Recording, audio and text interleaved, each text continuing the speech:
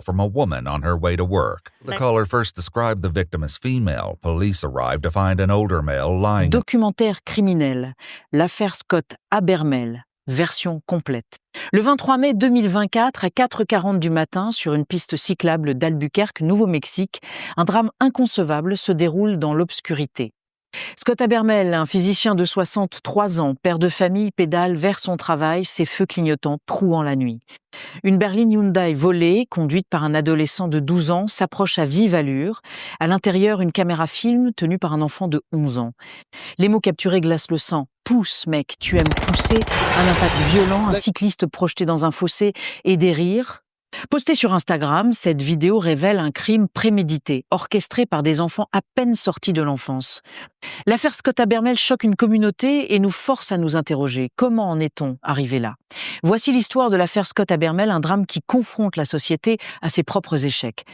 Albuquerque, une ville du Nouveau-Mexique au paysage vaste et à la communauté soudée, s'éveille ce 23 mai 2024 dans l'horreur.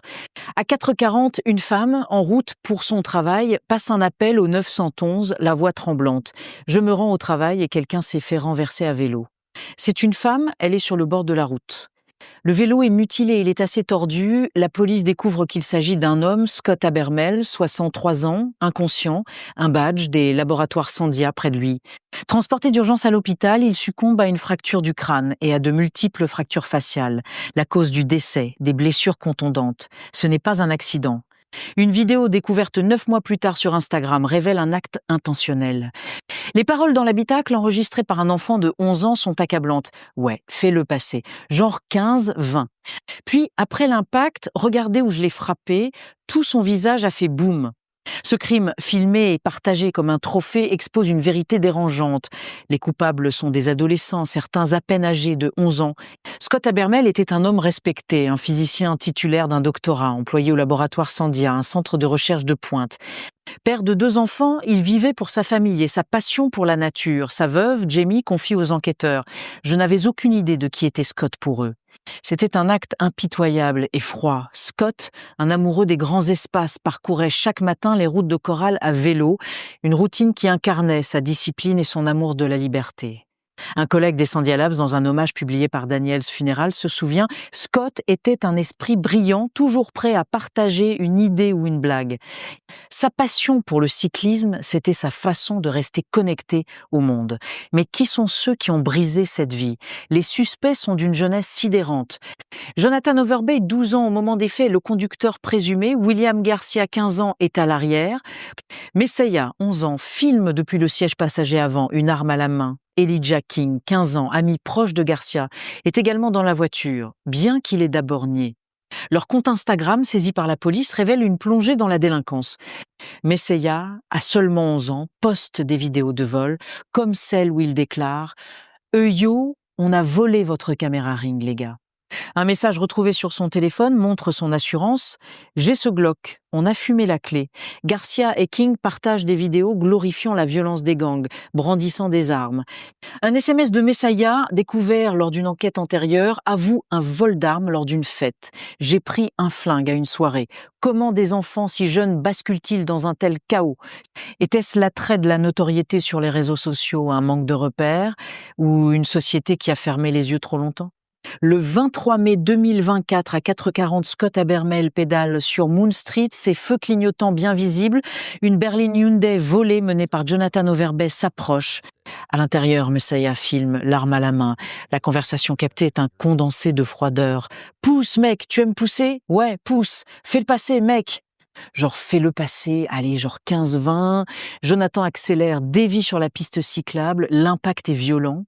Scott est projeté dans un fossé, son vélo réduit en morceaux, le pare-brise de la voiture se fissure, le capot se plie. Dans l'habitacle, l'insensibilité éclate. Messiah commente riant. « Regardez où je l'ai frappé. Tout son visage a fait boum. » Scott n'était pas qu'un cycliste anonyme. Un collègue raconte une anecdote qui illustre son humanité. Lors d'une sortie d'équipe, Scott avait insisté pour prêter son vélo à un jeune collègue, disant avec un sourire Ce matin-là, il n'a pas eu cette chance. La police arrive après l'appel au 911. Les débris, casques brisés, visière éclatée, vélo tordu témoignent de la violence. Un officier note sur place « Bon sang, mec, il a dû se faire clouer, ses chaussures sont à des mètres ».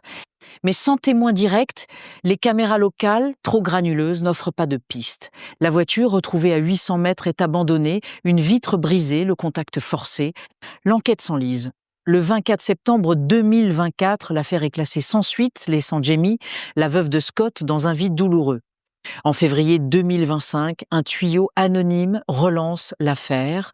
Une vidéo postée sur Instagram par Messiah montre l'accident depuis l'intérieur de la voiture. Un enseignant, alerté par un élève, reconnaît la voix d'Elijah King. « Fais-le passer, mec !»